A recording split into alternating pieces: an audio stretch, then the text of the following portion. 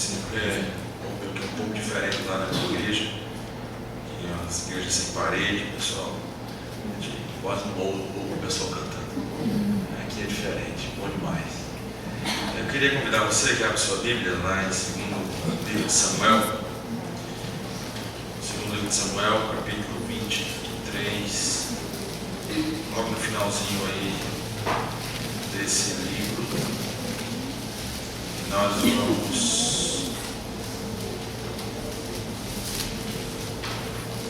ler a partir do versículo 1 até o versículo 7.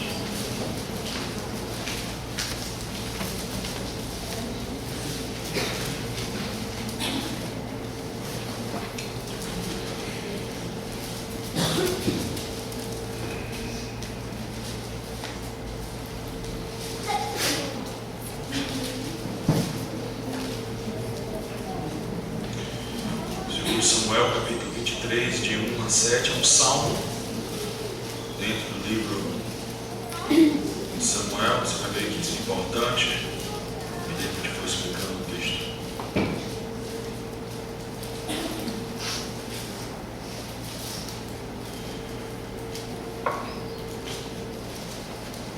Assim nos diz a palavra do nosso Deus. Ouça com fé, acreditando que é a própria palavra de Deus falando conosco. São estas as últimas palavras de Davi. A palavra de Davi, filho de Jessé, a palavra do homem que foi exaltado, do ungido do Deus de Jacó, do mavioso salmista de Israel.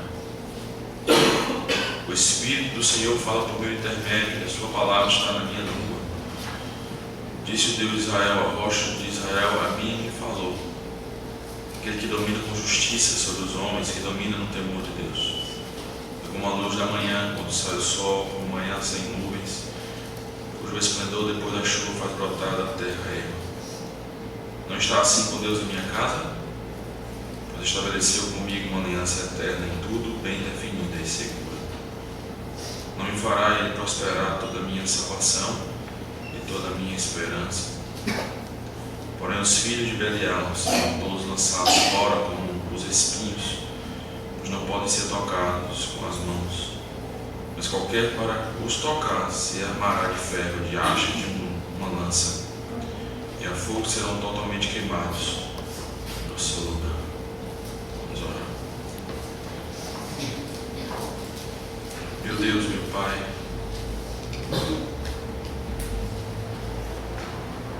nós estamos aqui para cultuar o Teu nome das melhores maneiras, o ápice, na verdade, do culto ao Senhor. É o nosso coração desejoso de ouvir a Tua voz. Portanto, fala conosco, Senhor. Que Teu Espírito Santo abra os nossos olhos para enxergarmos quem Tu és. O Senhor é Rei. Que isso venha produzir uma vida que é cônscia, tem ciência dessa verdade o tempo todo. Porque o Senhor é Rei, o Senhor comanda todas as coisas. E nós somos Teus servos. Então fala conosco. Mostra-nos que o Senhor é Rei. E que também o Senhor é vitorioso. Que o Senhor triunfa todos os Teus inimigos. Possamos sair daqui confiantes, alegres e dispostos para continuar a nossa batalha durante a semana. O que nós pedimos em nome de Jesus. Amém. Amém. Em 12 de abril de 1961, o cosmonauta soviético Yuri Gagarin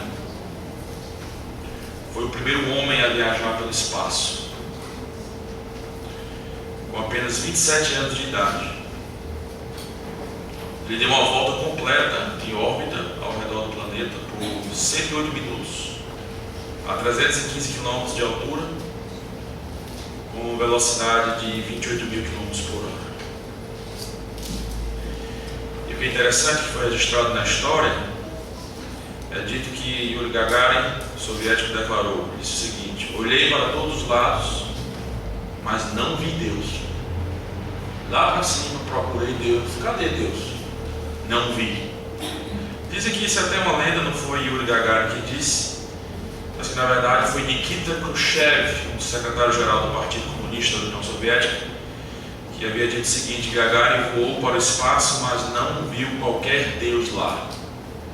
Não importa quem foi que disse, o fato é que talvez hoje à noite você chegou aqui e tem esse tipo de pensamento, que acreditar em Deus, provar que ele existe, é a mesma coisa de pedir que o seu vizinho lá no andar de cima existe, basta ir lá para o andar de cima, tocar a campainha, ele vai aparecer e você está aqui, a evidência de que ele existe. E a gente pensa que é a mesma coisa com o nosso Deus. Eu vou voltar aqui ainda para Yuri Gagarin, então não deixe ele sair da sua mente tão rápido, mas vamos para o nosso texto, que é de suma importância. O que nós vamos tratar aqui é que o nosso Deus é rei. E essa passagem, como você vê no versículo 1, são as últimas palavras de Davi. Essa expressão últimas palavras é muito importante para um aspecto até prático. Quando você tem as últimas palavras de alguém que está para morrer, ou no caso de Davi aqui, talvez sejam as últimas palavras dele no reinado, ou que foram registradas antes dele morrer. Você vai ter outras palavras que ele vai falar para Salomão, mas aqui provavelmente seja o último salmo dele escrito. E é de chamar a atenção, né? Para a gente ficar com os ouvidos atentos. São as últimas palavras de alguém que é muito importante. E se torna mais importante ainda porque no livro de Samuel, você está aí no final do livro dele, a partir do capítulo 21. O capítulo 21 de Samuel até o capítulo 24 são o final. São as partes finais do livro. E de forma bela, o narrador, o autor do livro, ele constrói uma estrutura de paralelo. Ele vai construindo um paralelismo aí, que é importante que você perceba para entender a ideia do texto. Se você olhar para o capítulo 21, os versículos de 1 até 14 do capítulo 21, você vai ver aí que tem uma crise muito séria por conta do pecado de Saul, e Deus lança uma fome por 3 anos consecutivos em Israel, e Davi vai ter que resolver isso. Se você olhar agora para o capítulo 24, tem um paralelo com o capítulo 21, que de novo Israel entra em crise e Deus vem, não agora com fome, mas com peste. Então você vê várias coisas em paralelo aí, capítulo 21 e capítulo 24. Mas não para por aí, lá no capítulo 21, a partir do versículo 15, você vê a relação aí dos valentes de Davi, até o final do capítulo 21, 15, capítulo 21, a partir do versículo 15 até o final do capítulo, são os valentes de Davi. O mesmo acontece no capítulo 23, ou seja, no capítulo da gente, um pouquinho na frente, do versículo 8, até o final do capítulo 23, de novo a relação dos valentes de Davi. Então, de novo outro paralelo, né? Então, crise, valente, e bem no meio, que é o capítulo 22, você tem um salmo todinho, que é o capítulo 22 todinho é um salmo, e o capítulo 23, versículo de 1 a 7, também é outro salmo, fazendo um paralelo aí no capítulo 22. Então preste atenção aos paralelos. Você tem o capítulo 21, crise, capítulo 24, crise. Você tem a relação dos valentes, você tem também outra relação dos valentes de Davi. E no meio, você tem o salmo no capítulo 22, e você tem outro salmo no capítulo 23, que é o nosso salmo que lemos, versículo de 1 a 7. E isso o autor está dizendo algo para nós. Nós não somos acostumados a ler dessa maneira. O que ele está dizendo é o seguinte: diante da crise, diante do problema, preste atenção quem é rei. Diante dos problemas, preste atenção nesses salmos. O salmo do capítulo 22, o salmo do capítulo 23 vai mostrar quem é rei, quem é o verdadeiro rei. E essa é a grande temática de todo o livro de Samuel, tanto o primeiro livro quanto o segundo livro. E para você batalhar, seja valente, como foram os valentes de Davi. Diante da crise, perceba quem é rei. Não viva como um ateu. Talvez você não seja um Yuri Gagarin, mas no dia a dia, não é cônscio da realidade de que Deus é que reina. E a primeira coisa que eu quero que você perceba no texto: Deus é rei, porque é um Deus que se revela. Diante das crises, perceba que o nosso Deus é rei. Não seja apenas um teísta intelectual, mas prático no dia a dia. Primeiro percebendo que o nosso Deus é rei, porque é um Deus que se revela. Versículo de 1 a 3, preste atenção nisso. Versículo de 1 a 3. Como é que ele se revela? É dito aí, são as últimas palavras de Davi, palavra de Davi, filho de Jessé, palavra de homem que foi exaltado, do ungido do Deus de Jacó, do mavioso salmista de Israel. Veja que coisa interessante. Nas primeiras palavras diz que Davi é filho de Jessé, palavra do homem, é palavra de homem. Versículo 1, é palavra de homem. Mas aí no versículo 2, veja a doutrina da inspiração de como Deus se revela. Davi sendo homem, mas na verdade é o Espírito do Senhor que fala por meu intermédio. A palavra aí, por meu intermédio, seria em mim, dentro de mim ele fala. Essa palavra intermédio aí tem uma questão mais forte ainda da preposição, é dentro de mim que ele fala. E aí repete ainda, e a sua palavra está na minha língua. Então você vê de forma clara Deus se revelando de que maneira? Usando o homem, através da manifestação do Espírito, movido pelo Espírito Santo, para falar não questões humanas, não intenções humanas, mas nada menos, nada mais do que a própria palavra de Deus. Você vê essa mesma ênfase no versículo 3, parece que ele está querendo que você perceba isso. Disse o Deus de Israel, a rocha de Israel, a mim me falou. E aí ele declara. Então, com clareza, ele está querendo mostrar que Deus se revela. E ele utilizou homens para isso, no caso aqui específico, Davi. E agora eu quero que você perceba que Deus é o nosso rei, porque ele é um Deus que se revela. A primeira coisa que eu quero que você aprenda é que existe diferença zero. Escute o que eu estou dizendo. Existe diferença zero do que a Bíblia diz e o que Deus diz. Vou repetir. Existe, diante dessa verdade que acabamos de ver aqui nos versículos 1, 2 e 3, até parteado no versículo 3, existe diferença zero. Exatamente porque Deus fala por meio de Davi aí. Existe diferença zero entre o que a Escritura diz e o que Deus diz. Desobedecer a Escritura, ao mesmo tempo, é desobedecer o próprio Deus. É impressionante isso. Se você começar a pensar sobre isso, isso é para revolucionar a sua vida e a minha. Para você perceber como isso é que a Bíblia ensina, não apenas aqui, mas em várias outras partes, não precisa ir lá não, apenas escute. Lá em Gálatas capítulo 3, versículo 8, é dito o seguinte: ora, tendo a Escritura, previsto que Deus justificaria pela fé os gentios, essa própria Escritura pré-anunciou o Evangelho a Abraão, dizendo: em ti serão abençoados todos os povos. Isso é o que Paulo diz, que a Escritura pré-anunciou e a Escritura previu e falou com Abraão. Mas quando você vai lá para Gênesis, onde é relatado essa frase, em ti serão abençoados todos os povos da terra, você procura, você diz: onde está a Escritura dizendo isso para Abraão? Não tem Escritura nenhuma, ele não está lendo livro nenhum. Quem está falando diretamente com Abraão nada mais é do que a voz de Deus. Ele ouviu ao audível de Deus falando diretamente com Abraão. Mas Paulo pega essa verdade que Deus falou diretamente a Abraão e diz: foi a Escritura que diz isso, porque foi escriturada através de homens, e isso ficou como a mesma coisa de Deus falando com Abraão. Isso é impressionante. Isso significa, pessoal, que no momento em que você está lendo a Escritura, existe diferença zero do que a Escritura diz e Deus diz. Deixa eu me dizer de outra maneira.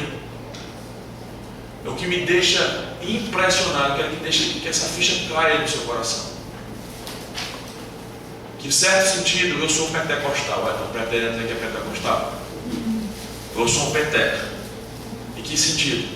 Que quando eu abro a Bíblia, é Deus falando diretamente comigo, como Deus falou com Abraão. Você já parou para pensar nisso? Muitas vezes ficaríamos impressionados, né? Se Deus descesse do céu, ou alguma voz aparecesse do nada e dissesse: Tiago, Tiago. Eita, até a história de Samuel, né? Foi lá com ele: oi, senhor, diga. Não, foi fechando, vai comer, menino. E depois ele percebeu que era o próprio Deus. Pois quando você abre em Gênesis, quando você abre em Salmos, quando você abre em Mateus, quando você abre em Apocalipse, preste atenção, é Deus falando diretamente com você. É o Rei do Universo se revelando, falando com você. Mas sabe qual é o nosso problema? Somos que nem ateus. Não acreditamos nisso. Achamos que é um livro normal, comum, como qualquer um outro. Mas é como Francis Schaeffer falou ao traduzir essa palavra: é um Deus que se revela, tirei até dele.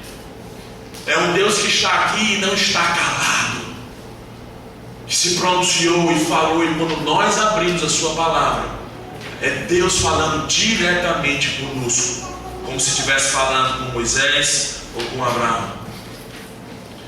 E um dos artigos que muito me chamou a atenção nessa perspectiva foi um artigo do John Piper, A Manhã em que eu ouvi a voz de Deus. É o título até do artigo dele, vale a pena você até pesquisar. Ele que estava numa reunião, uma conferência para casais, e ele estava conseguindo dormir, foi para o saguão do hotel, e ele disse que de repente, quando ele orava e meditava, ele ouviu e ouviu Deus dizendo: venha e veja o que eu fiz. E aí ele quis saber: venha e veja. Será que Deus me levaria para algum lugar? Será que Deus... O que ele quer dizer com isso, com essas palavras? E aí de novo então as palavras vieram novamente, e eu ouvi a palavra de Deus dizendo: converti o mar em terra, atravessaram o rio a pé, ali eles se alegraram em mim. E aí de novo John Piper disse: Deus me fez voltar milhares de anos atrás no Rio Jordão, para ver as maravilhas do meu Deus. E aí de novo esse mesmo Deus disse para ele, quando ele se maravilhava do poder de Deus, do que ele é feito no passado, de novo a voz disse: os meus olhos vigiam as nações, não se exaltem os rebeldes. E ele continua no artigo, ele vai dizer: isso era empolgante, era muito sério, era quase uma repreensão, no mínimo uma advertência. Ele poderia da mesma forma ter me arrastado pelo colarinho, me erguido do chão com uma mão e ter dito com uma mistura incomparável de velocidade e amor: nunca te exaltes a ti mesmo, nunca te rebeles contra mim. Eu sentei olhando para o vazio. Minha mente estava cheia de glória universal de Deus. Meus olhos vigiam as nações, disse Deus. Ele tinha dito isso para mim diretamente. Não era só o que ele tinha dito. Sim, isso já seria glorioso, mas ele tinha dito isso para mim. As próprias palavras de Deus estavam em minha cabeça. Elas estavam lá em minha cabeça da mesma maneira que as palavras que eu estou escrevendo neste momento estão na minha cabeça. Elas foram ouvidas tão claramente como se neste momento eu recordasse que minha esposa havia dito: desce para cantar assim que eu estiver pronto. Eu sei que aquelas são palavras de minha esposa, e eu sei que estas são as palavras do meu Deus. Pense nisso, maravilhe-se com isso, trema diante disso. O Deus cujos olhos vigiam as nações, como algumas pessoas vigiam o gado ou o mercado de ações ou os locais de construção, esse Deus ainda fala no século 21. Eu ouvi as próprias palavras dele. Ele falou pessoalmente comigo. Que efeito teve isso sobre mim? Encheu-me de um senso renovado da realidade de Deus. Assegurou-me mais profundamente que Ele age na história, no nosso tempo. Fortaleceu minha fé de que Ele é por mim, cuida de mim e usará o seu poder universal para tomar conta de mim. Porque mais Ele viria e me contaria essas coisas. O próprio Deus falou comigo. Aí ele diz lá no artigo: se você quiser ouvir as mesmas palavras que eu ouvi no sofá no norte de Minnesota, leia o Salmo 66, versículos 5 a 7. Foi ali que eu as ouvi. Quão preciosa é a Bíblia! É a própria palavra de Deus. Nela Deus fala em pleno século 21. Ela é a própria voz de Deus. Por esta voz Ele fala com verdade absoluta e força pessoal. Por esta voz Ele revela a sua transcendente beleza. Por esta voz Ele revela os segredos mais profundos de nossos corações. Nenhuma voz pode em qualquer lugar, em qualquer tempo, ir tão fundo, ou erguer-se tão alto, ou levar tão longe quanto a voz de Deus que nós ouvimos na Bíblia. É uma grande maravilha que Deus ainda fale hoje através da Bíblia com maior força, maior glória, maior certeza, maior doçura, maior esperança, maior orientação, maior poder transformador e maior verdade cristocêntrica que pode ser ouvida de qualquer voz, de qualquer alma humana no planeta fora da Bíblia. E é exatamente isso que você hoje à noite tem que descer a ficha. Por que você negligencia ler a palavra de Deus toda semana? É porque você é um ateu na prática. Ele não é o seu rei. Seu rei são outras coisas.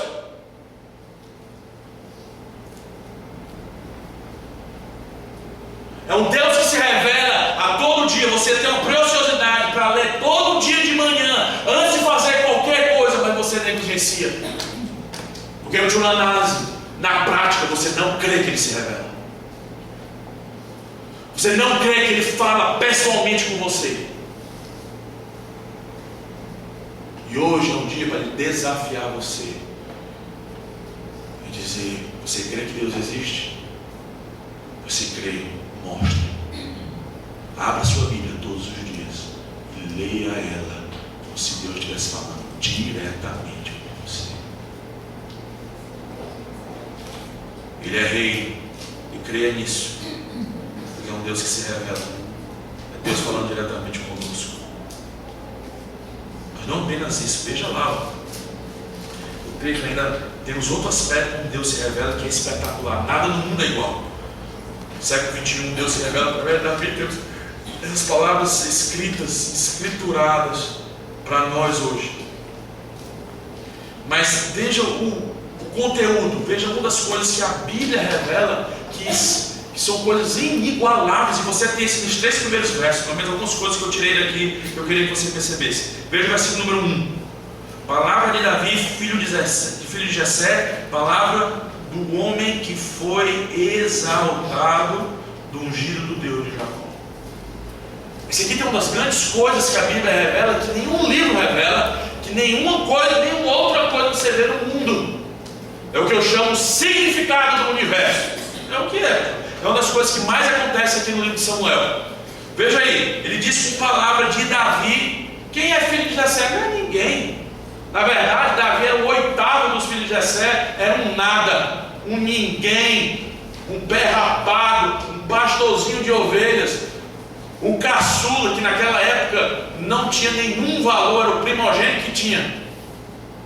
Era aquele que era esquecido, aquele que era humilhado, aquele que era rechaçado, aquele que era excluído, aquele que não era ninguém. Mas o que é interessante no livro de Samuel, uma das coisas principais é a inversão das coisas. Aquele que é humilhado e que é exaltado, é exatamente o que é dito aí. A palavra do homem que foi exaltado. Aquele que não é nada passa a ser algo. Aquele que todo mundo despreza é recebido.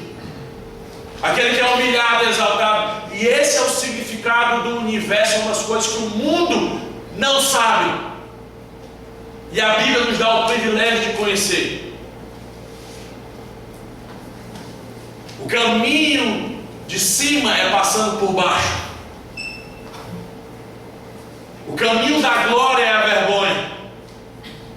Para ser primeiro é ter que ser último. É morrendo que se vive.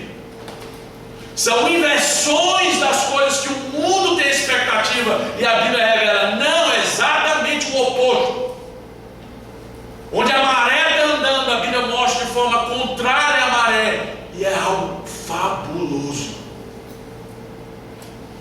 Então, uma das coisas que fazem, uma das coisas mais práticas da vida, e são das coisas que nós temos que gravar e nunca mais esquecer do que a Bíblia revela. Como Deus se revela, nós temos o significado do mundo. Por que nós temos força? É quando nós somos vulneráveis e fracos, como o nosso Jesus Cristo foi. Quando é que nós temos a sabedoria? Quando nós percebemos a loucura da cruz. E sabe, no dia a dia é exatamente que isso acontece.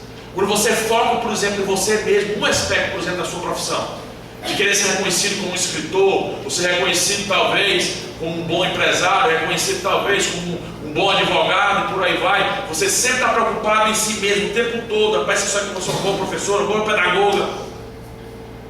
Mas a Bíblia mostra exatamente o inverso. Quando você se esquecer de si mesmo, aí é que você vai fazer um bom trabalho. É quando você parar de focar em si mesmo, aí é que as coisas vão ser produzidas, você vai ser reconhecido lá na frente. Isso acontece em qualquer área. E é algo espetacular. Nada no mundo chega perto disso. Inversão das coisas, o inesperado. As outras coisas também a Bíblia revela, você vê isso nesses primeiros 3 versos. A Trindade. Veja como a Trindade está aqui nesse texto. Olha que coisa fabulosa. Versículo 2: o Espírito do Senhor, terceira pessoa da Trindade. Versículo 3, versículo A: disse o Deus de Israel, no mínimo aí é Deus o Pai.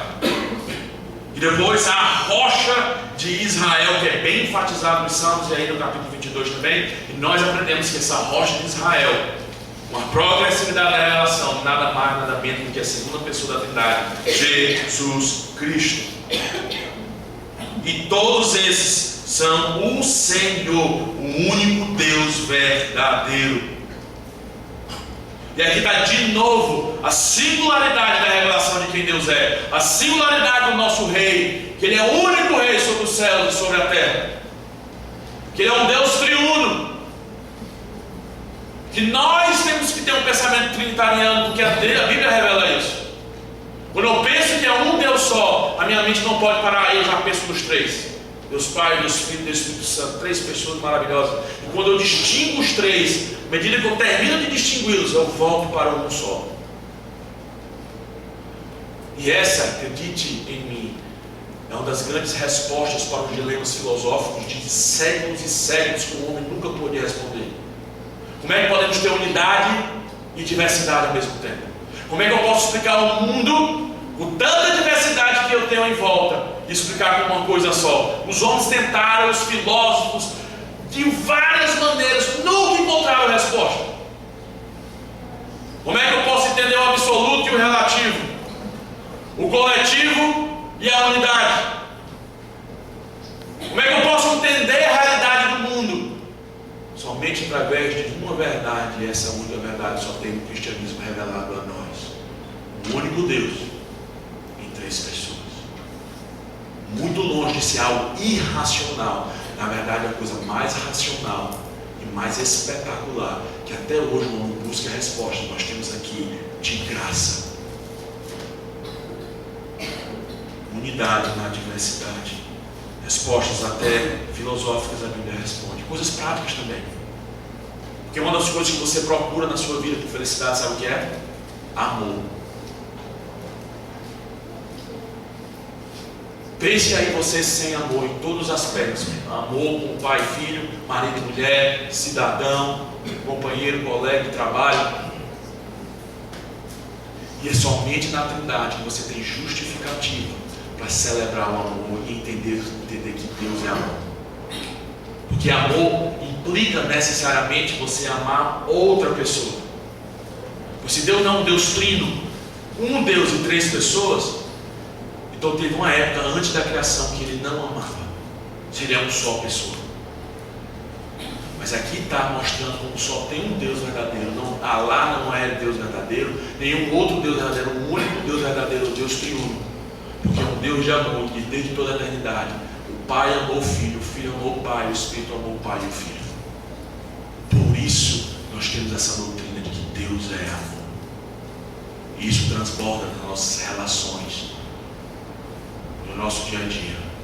Vem exatamente da natureza de quem Deus é, revelada a nós aqui nesse texto com tanta clareza, e que muitas vezes nós desprezamos. Coisa que o mundo aí fora procura e almeja e anela, nós temos escancarado aqui e vivemos como se isso não fosse verdade. Mas não. Hoje à noite Deus fala com você dizendo: considere-me como rei. Porque você sabe que sou um Deus que não fica calado. Sou um Deus que se revela. Mas não para por aí o texto. Nós vemos até a partir do versículo 3. Deus é rei, que é um Deus que se revela. Mas também Deus é rei, que é um Deus que governa. Versículo 3, parte B. Como é que ele governa? Veja aí, parte B. A rocha de Israel, a mim me falou, aquele que domina com justiça sobre os homens, que dominam no temor de Deus. Como é que ele governa? Duas coisas. Ele governa como? Com justiça, exatamente no país como nós vivemos, cheio de corrupção, cheio de problemas, cheio de desonestidade. Aqui tem aquele. Quem é aquele? Ora, aquele que era prometido, aquele que a Deus fez um pacto com Davi, que seria sua descendência, exatamente o nosso Senhor Jesus Cristo. Aquele que domina, que governa com justiça, e não apenas isso, com sabedoria, porque o versículo vai dizer que domina com justiça e no temor de Deus. Ou seja, o temor de Deus é o princípio da sabedoria. É assim como ele governa. Mas o que ele governa? Veja o versículo 3 ainda. O que ele governa? Aquele que domina com justiça ao que aí? Sobre os homens. Sobre os homens. A palavra homens aí é a humanidade. Ele governa com justiça e com sabedoria sobre não um grupinho em Israel. Escute o que eu estou dizendo. Ele reina e governa não nas igrejas evangélicas e suas denominações. Ele não governa apenas no seu coração. O texto é bem claro em afirmar: é aquele que domina com justiça e sabedoria, com o temor do Senhor, sobre toda a humanidade. Todos os aspectos da humanidade. Tudo ele governa. Para quê? Nós vimos como ele faz isso, é com justiça e sabedoria. O que ele governa são os humanos, os homens, a humanidade. Para quê? Versículo 4. Qual é o fruto disso? Qual é o resultado disso? É como a luz da manhã, quando sai o sol, como manhã sem nuvens, cujo esplendor depois da chuva faz brotar da terra a erva. A linguagem aí é: depois vem de manhã cedo, quando sai o sol, não tem nuvem nenhuma, que é exatamente como o nosso piador está utilizando. Depois de chover, faz produzir frutos. E aqui você lembra muito bem do Salmo 1. E aqui está ligado o Salmo 1 com o Salmo 2. O Salmo 2 é aquele que é o ungido do Senhor, que governa. E o Salmo 1 é aquele que é o justo, que é que tem árvore plantada a ribeiro de água, que produz muito fruto. Você vê isso com clareza, a junção desses dois primeiros salmos, em contraste com o ímpio. Você vê aí versículos de 6 até 7 no nosso texto. Justo produz muito fruto, o ímpio não. E é assim que ele governa, produzindo resultados, frutos e desenvolvimento para a humanidade. Se ele governar, se ele dominar com justiça e sabedoria, usando a palavra de Deus como regra, porque a sabedoria só pode vir com uma palavra de Deus. E tendo esse governador regendo tudo, só pode produzir bons frutos. É o que nós almejamos para o nosso país. E essa é uma realidade que não é nossa. Jesus não reina aqui, em certo sentido. Ele não é o rei do Brasil. Ele não domina aqui. Porque aqui tem um monte de rebeldes contra ele.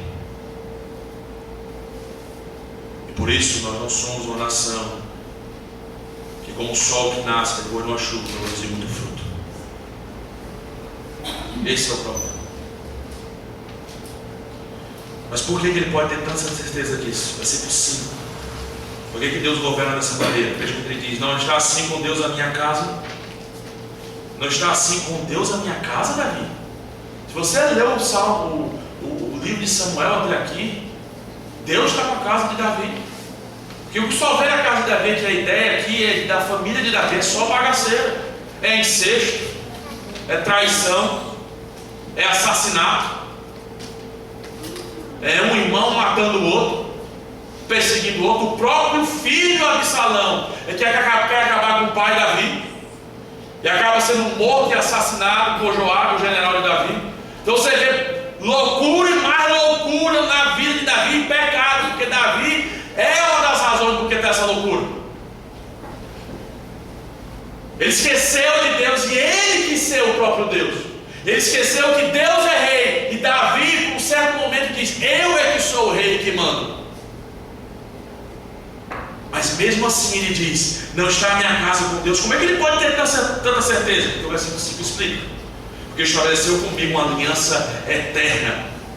Você vê isso lá no capítulo número 7 de 2 Samuel. A aliança de Deus fez com Davi foi independentemente de Davi, independentemente das boas obras de Davi, independentemente do caráter de Davi, independentemente se ele era bom ou ruim. Deus prometeu: em ti, a tua descendência vai ter um trono eterno. Por isso ele chama de aliança eterna. E que tipo de aliança é essa que ele fala? É uma aliança que tem a presença de Deus, é uma aliança que tem um pacto estruturado. Veja o que ele diz aí. Ele diz com toda clareza, tudo bem definida, ou seja, bem estruturada, organizada e segura. Não tem como falhar esse pacto. E aí, esse pacto vai trazer florescimento. Não lhe fará eles prosperar, vai prosperar a salvação dele, vai prosperar a esperança, que é a ideia aí de deleite, prazer e satisfação. Tudo por conta do governo desse Deus que reina com justiça, aquele que domina com justiça e com sabedoria no temor de Deus. Mas sabe por que ele é o único que governa? Sabe por que é o único ou somente aquele que pode governar? Sabe por que Deus é o único que pode fazer isso?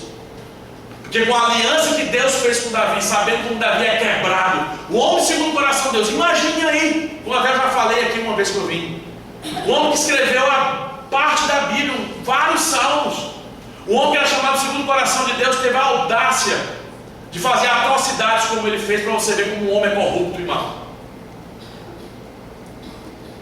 E mesmo assim, o único Deus que governa só pode ser aquele que é o único Deus que salva. Marquem isso que eu estou dizendo. Porque o texto ensina que, apesar de Davi, apesar da família de Davi, apesar dos pecados de Davi, Deus é o único que entra numa aliança. Não porque ele era bom, não porque Davi era amável, mas apesar de Davi ser mau. E por isso Deus mostra: eu sou o único que governa, porque eu sou o único que salva. Eu fui para o rádio, essa 92, essa nova 92, que é uma rádio evangélica, que estão chamando pastores, vários. Eu até fui com o pastor Bruno uma vez. E uma vez eu fui, me chamaram lá para discutir. Olha o tema: a pessoa pode ser salva sem Cristo? Eu disse: isso aí vai ser tranquilo, não vai ter nenhum tipo de debate. São chamados sempre 3 pastores para discutir o assunto. Quando eu cheguei lá, quase tive um infarto. Sem brincadeira. Saí louco. Porque tinha um pastor evangélico defendendo a ideia de que uma pessoa poderia ser salva sem Cristo. Tão perdido. Tanto é que eu fiquei tão louco que depois que terminou tudo, eu fui atrás dele: bora que vai sair agora. E o cara: não, rapaz, mas é agora, ele tem que sair esse negócio aqui daqui, porque não, rapaz. Não, mas que eu estou apressado. Não é agora. Ou então, pega meu telefone aí, liga para mim. Até hoje não ligou. Tão perdido.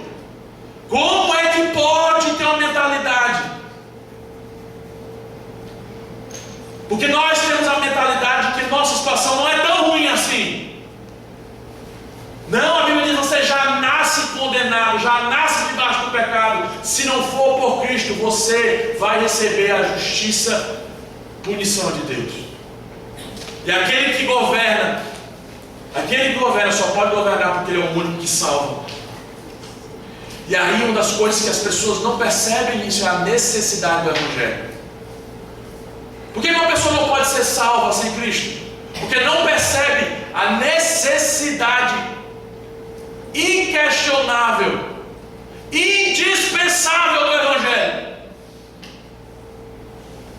Você que está aqui hoje à noite, Jesus, o nosso Deus, é o único que governa, porque Ele é o único que pode salvar. Quando nós lemos, por exemplo, lá em João 14, eu sou o caminho, a verdade e a vida, ninguém vê o Pai senão por mim. Isso não é uma afirmação de arrogância e de intolerância, mas de uma necessidade indispensável. É que se não for da maneira que é Cristo o Rei, salvando como Ele salvou Davi, por um pacto incondicional, não tem como as pessoas serem salvas, e por isso não sendo salvos, não vão ser governadas por Ele. Mas você diz, mas como assim? Ora, simples.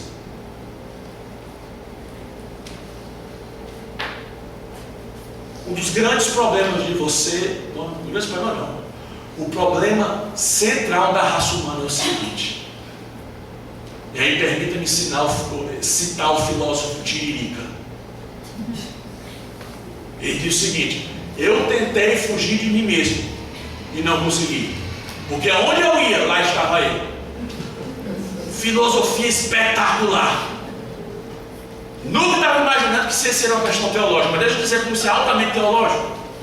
Esse é o meu problema e o seu. O grande problema da gente é que nós somos egoístas e orgulhosos. Tudo que nós fazemos é para a nossa própria glória. Tudo é com interesse nosso. A raça humana que você vê aí de assassinato, adultério, roubo, corrupção, estupro, toda a desgraça desse mundo, sabe o que é?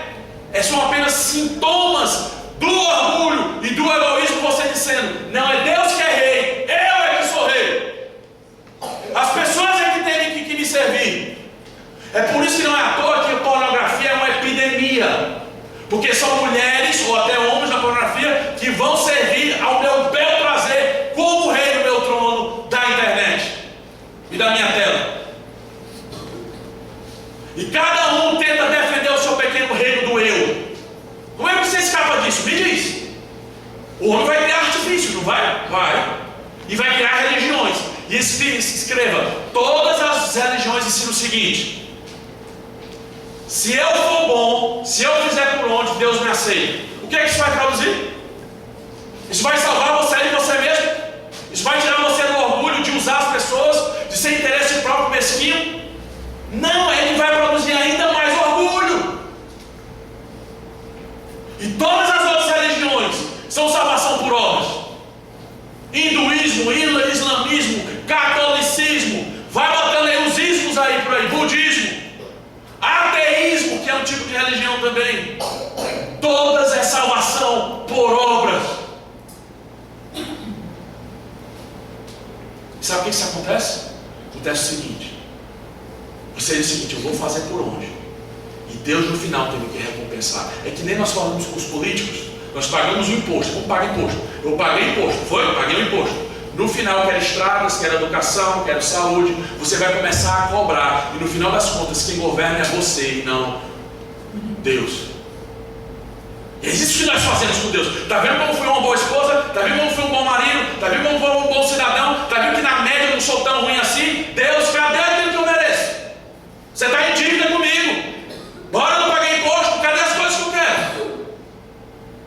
Só produz orgulho. E que em última análise vai governar. Não é Deus, é você. E só vai alimentar a falsa religiosidade cada vez mais. É combustível para acabar com a raça humana, dizendo que eu sou rei e não Deus que é rei. Mas se é por pura graça, escute. Mas se Deus nos salva por pura graça, como você tem escutado domingo após domingo aqui, então Jesus é que manda em tudo. Se Ele me salva, não é para que eu faça o que eu tenho de fazer, mas é de graça, com aliança eterna e de graça, como Ele fez com Davi. Eu estou amarrado, meu amigo. Por isso que é inevitável. Para que eu escape de mim mesmo, eu tenho que entender que a salvação é de graça, o que resolve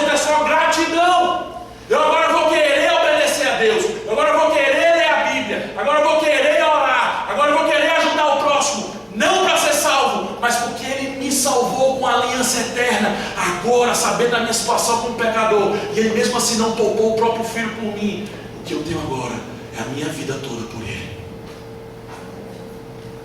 E isso livra de mim mesmo e do meu orgulho, e coloca o meu coração de exaltação completamente a esse Deus que me salvou de graça. Por isso que o único que vai governar na sua vida é o único que pode salvar. É o único que vai dizer: eu mando na sua vida porque eu te salvei de graça. Agora não tem área nenhuma na minha vida que não seja do Senhor. Vida pessoal, o país, o Estado vai ser da mesma maneira. Se tivermos políticos que realmente creem nesse Evangelho, vai dizer: quem manda aqui é Cristo e a sua palavra. Você mais você confundir aí na divisão de igreja e Estado. Ah, sim! Que história é essa? Se você tiver alguém que adulterou aqui, o Estado não vem aqui disciplinar ninguém, não. Essa é a grande divisão. E se alguém assassinou, não é a igreja que deve punir, mandar alguém para a prisão, é o Estado. Mas ambos devem ser governados pelo Senhor Jesus Cristo debaixo da sua palavra. Porque é o único que salva, e é o único que pode realmente dominar com justiça e com sabedoria à luz da palavra de Deus. Não haver a vida pessoal, o Estado, empresas, companhias, escolas, famílias e filhos, tudo com foco diferente, tendo aquele que governa todas as coisas com sabedoria e justiça por meio da sua palavra, porque é o único que salva, porque é o único que faz aliança. Esse é o problema. Nem a igreja pensa assim, porque de forma prática é o que diz o salmista no Salmo 14: diz que o sensato não foi de boca, foi no coração. Não há Deus. No coração. Você diz Deus existe, mas no coração. Tira a teologia. Queremos Estado ateu, marxista, ou que seja aí de direita, mas não quer saber nada de Deus ou de Cristo. Deixamos que está tudo normal.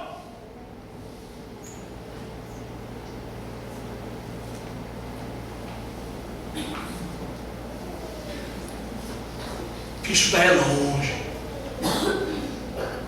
E aqui eu não estou fazendo defesa de político A, ou B, ou C. Para mim pouco importa, para mim é o mesmo, tudo farinha no mesmo saco.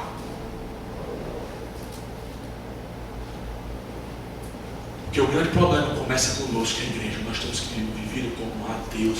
Deus não é o rei da nossa vida, porque nós não consideramos Ele como Deus que se revela diariamente, e nem um Deus que governa a nossa vida, porque nós não meditamos na verdade que Ele é o único que salva de forma inevitável, porque senão Ele dominaria todas as áreas da nossa vida.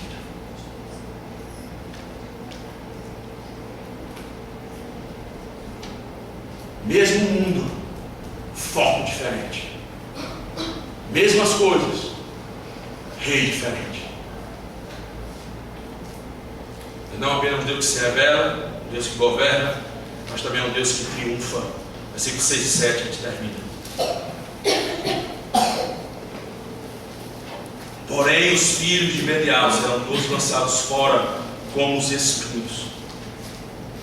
Como é que esse rei domina e triunfa?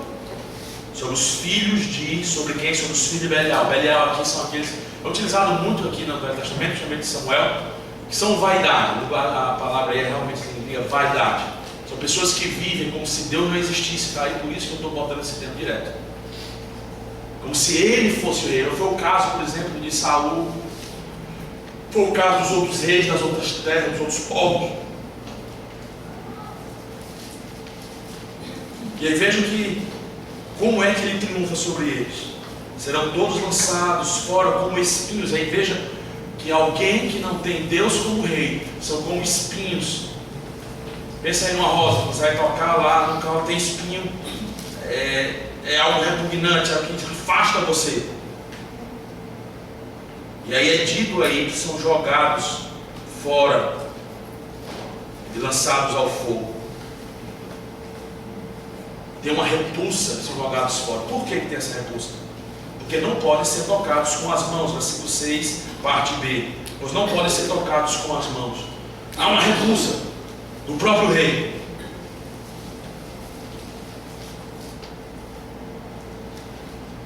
E aqui tem a verdade que Deus triunfa sobre o mal e há de trazer justiça contra os seus inimigos. Esse rei que se revela, esse rei que governa, é o mesmo Deus que vai fazer com que todos prestem conta diante dele, vai triunfar sobre cada um.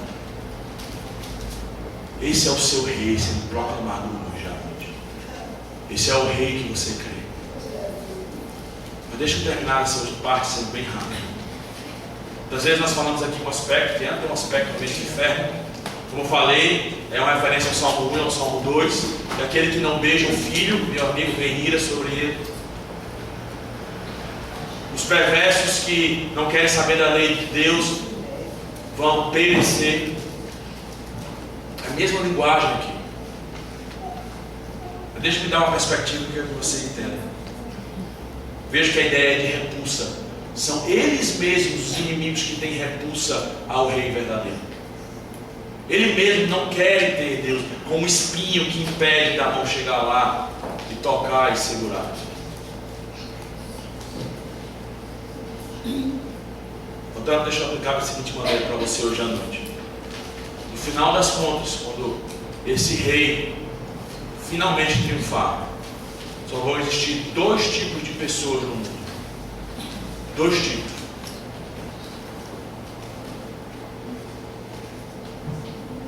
Primeiro grupo de pessoas vão ser para aquelas que Deus vai dizer, vão ser aquelas que vão dizer para Deus: meu Deus, seja feita a tua vontade, assim na terra como no céu. Seja feita a tua vontade, meu Deus. O outro grupo vão ser aquelas que Deus vai dizer para elas: seja feita a vontade de vocês.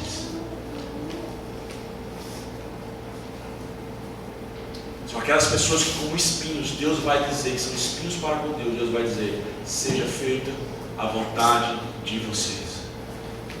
Vocês quiseram passar a vida toda aqui nesse mundo sem querer comunhão comigo? Não tinha desejo de ler a minha palavra? Não entenderam o Evangelho e ter toda a vida governada por mim, como seu rei?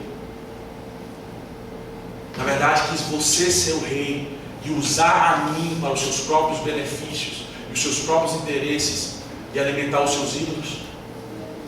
E no final das contas, o que eu vou entregar para você é exatamente o que você sempre almejou sua vida toda. Você mesmo, seja feita a sua vontade. E isso é a definição do inferno. A pior desgraça que Deus vai lançar nos homens não é simplesmente sofrimento físico, é entregá-los ainda mais ao desejo do coração deles, mergulhados no pecado e se voltar para si mesmo. É como eu falei, o problema da gente é orgulho e egoísmo. Somos aquilo que Lutero falava, somos curvados em si mesmos, e isso é que traz desgraça e nos desintegra. Nós somos criados para Deus. Você foi criado para ter prazer nele. Mas se você for a vida toda como um espinho, repulsando a Deus, quando chegar no final, ele só vai dizer: seja feita a tua vontade.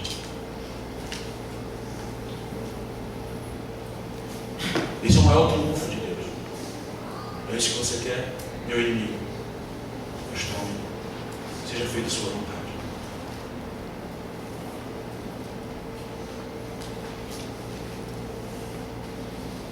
Você viveu a vida toda como se eu não existisse.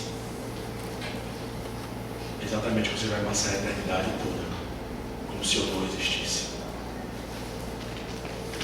E é isso que está a sua destruição e desgraça.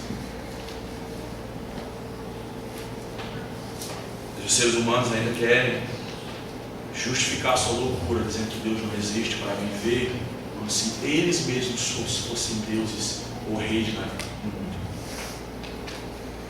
Nós começamos com Yuri Gagarin, não foi? Uma loucura. Se Deus existe, vou procurar no céu, cadê ele? Opa, não vi. Opa, tá aqui na lua não. Ah, não, tá aqui nada disso, coisa. Esses abestados, esses preterianos.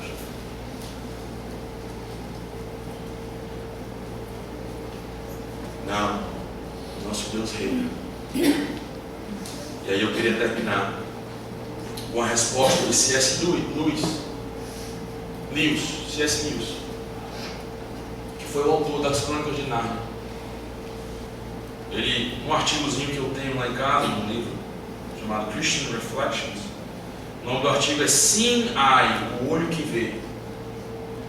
E ele faz referência exatamente a Yuri Gagarin, veja a resposta dele. Procurar por Deus ao explorar o espaço é como ler ou assistir todas as peças de Shakespeare, na esperança que você encontrará Shakespeare como um dos personagens. Shakespeare, o sentido está presente em todo momento da peça, mas ele nunca está presente da mesma maneira como Falstaff ou Lady Macbeth. Nem ele está espalhado na peça como um gás. Meu ponto é que se Deus realmente existe, Ele está relacionado ao universo mais como um autor está relacionado a uma peça do que um objeto do universo está relacionado com outro. Se Deus criou o universo, Ele criou espaço-tempo. O que é para o universo, o que a nota musical é para a música. Procurar por Deus como um item dentro da estrutura que Ele mesmo criou é sem sentido. Espetáculo. Deixa eu explicar para vocês o que ele está dizendo. Pedir uma evidência empírica de que Deus existe, como você pede para que seu vizinho existe, e lá no andar de cima e ver se ele está lá só tocando a campainha, é loucura. Porque o que você está pedindo da existência de Deus são de categorias diferentes. Eu sou criatura e Ele é criador. O que ele faz aqui, C.S. Lewis, é a mesma coisa que você pedir para que um personagem de uma história prove que o autor daquela história existe na história. Loucura! Porque ele está exatamente em categorias diferentes. Ele não faz parte da criação. Ele é o Criador que fez a criação. É a mesma coisa de Hamlet. Alguém pedir, mostra Shakespeare. Cadê Shakespeare? Ora, mas ninguém vai ver Shakespeare, porque ele é o autor. Assim como Deus é o autor deste mundo. Mas aí, para a criançada que está aqui para entender, tem várias formas. Vou usar o Monteiro Lobato e a Mônica. Então vocês sabem, conhecem o sítio do Pica-Pau Amarelo. Está lá a Emília. Eu gosto daquela meninazinha, a Emília. Ela tem a bonequinha da Emília. Aí imagine a Emília conversando com a Narizinho, que é a menina que tem a Emília, né? E aí a Narizinho pergunta: Emília, cadê Monteiro Lobato? Existe Monteiro Lobato? Cadê? Eu nunca vi ele. Cadê? Ele nunca apareceu aqui nas histórias. Então ele nunca existe. Nunca existiu. Não dá para ter que conversa besta, Emília. Qual é a única maneira de que Emília vai provar para a Narizinho que o Monteiro Lobato realmente existe? Como autor da história. A não ser que Monteiro Lobato faça o que Maurício de Souza fez no gibi da Mônica e da Magali. O que a Mônica e a Magali fizeram? Está lá conversando, mas menos espera, aparece quem? O Maurício de Souza como um personagem. Ele mesmo se desenha na história e se faz conhecido porque ele é o pai da Mônica. Alguns gibis você vê isso. Olha lá o Maurício de Souza lá nos gibis conversando com a Mônica, com a Magali. Ele mesmo se escreve. É a única maneira de que os personagens da história possam conhecer o autor da história. Mas pasmem, o que C.S. Lewis está dizendo é o que você tem na história da humanidade. Você nunca iria conhecer o Criador se Ele não tivesse se revelado. Primeiro, se revelado no seu coração, como a Bíblia diz: eu me revelei no seu coração. A lei de Deus está gravada em todos os homens, conhecendo que Deus existe. E a segunda e última maneira que eu queria terminar de forma bela: esse Criador que fez todas as coisas teve a audácia de se escrever no mundo, se encarnando na pessoa de Jesus Cristo e vivendo entre nós. E se revelou essa verdade aqui nessa Bíblia, com relatos históricos, como fatos, que conhecemos que Ele que foi o Criador, se tornou palpável, se tornou alguém que pudéssemos ver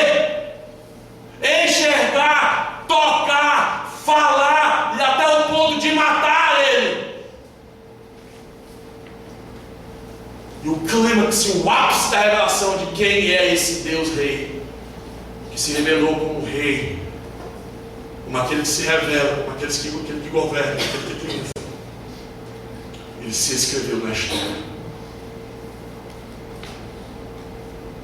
Uma última revelação de Deus perfeita, e que você jamais pode negar, e que hoje Ele te chama para o arrependimento.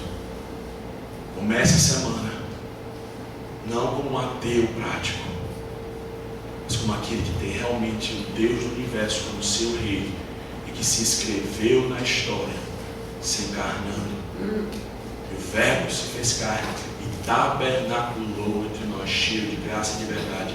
E nós vimos a sua glória como unigênito, Pai. E essa é a maior evidência de que Deus existe. Essa é a maior evidência de que Deus é Rei. Essa é a maior evidência de que Deus se revela. Essa é a maior evidência de que Deus governa. E essa é a maior evidência que Deus triunfa. Deus tem misericórdia. Que use a sua igreja para proclamar essa verdade cada vez mais. Senhor Deus, muito obrigado. Obrigado pela tua verdade. Obrigado por causa desse Deus que se revela. Esse Deus que governa. Deus que triunfa.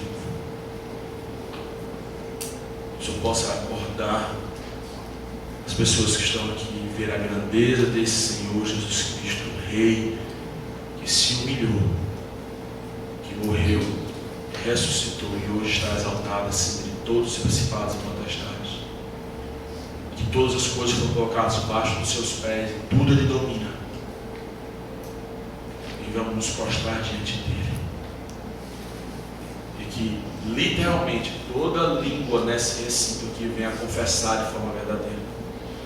Todo joelho venha se dobrar de forma genuína a esse Rei diariamente. Porque se não for agora, será no futuro. E não será tranquilo. Será trágico. Acorda. Desperta, nosso Deus. Nós pedimos em nome de Jesus. Amém. Amém.